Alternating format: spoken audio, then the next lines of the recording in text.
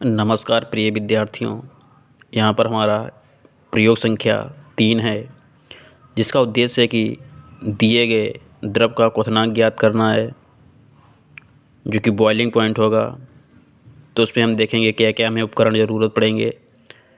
एक थिलेट ट्यूब की नली ज़रूरत पड़ेगी, बीकर ज़रूरत पड़ेगा, केश नली, ज्वलन नली अर्थात बर्नर की सहायता से हम थिलेट ट्यूब को गर्म करेंगे, जिसमें कि हम कोई भी द्रव लेंगे थिलेट ट्यूब में।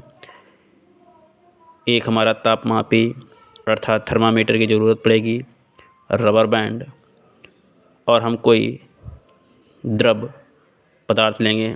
यहाँ पर हम लोग सांद्र सल्फ्यूरिक अम्ल ले रहे हैं। इसकी जगह पर हम कोई भी एक द्रव ले सकते हैं, चाहे वो पानी हो या दूसरा कोई द्रव पदार्थ। यहाँ पर उसका सिद्धांत है कि दिए गए द्रव क्वथनांक वह ताप है जिस पर उसका वाष्प दाब होने लगे, अर्थात द्रव को इतना गर्म किया जाए कि वह वाष्प के रूप में परिवर्तित हो जाए, तो वही हमारा क्वथनांक होगा।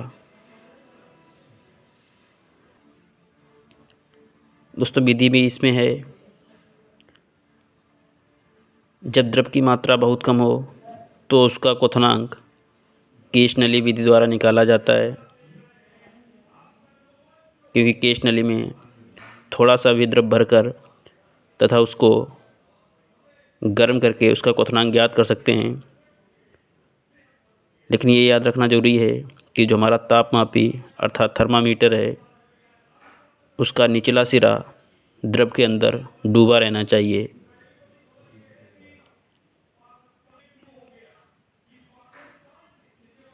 जैसे ही हमारा वाष्पन होने लगेगा, वो टेम्परेचर हमें नोट कर लेना है। इसमें कुछ सावधानियां भी बरतनी होती हैं कि जो हमारा थिलेट ट्यूब है या फिर बीकर हो, उसको धीरे धीरे गर्म करना चाहिए, क्योंकि तेज़ी से गर्म करने से बीकर को नुकसान भी पहुंच सकता है और वह टूट सकता है।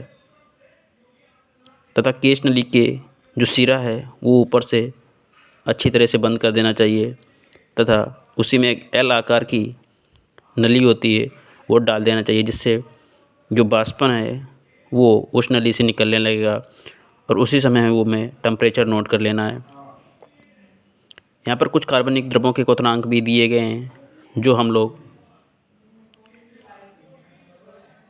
अपने प्रयोगशाला में प्रयोग करके देख सकते हैं। जैसे क्लोरोफार्म दिया गया है, उसका जो क्वथनांक होता है वो 61 डिग्री सेंटीग्रेड है। फार्मिक अम्ल का भी दिया गया है, एथिल एल्कोहल अर्थात जो हम पेय पदार्थ के रूप में एथिल एल्कोहल का प्रयोग करते हैं, उसका भी टेम्परेचर दिया गया है।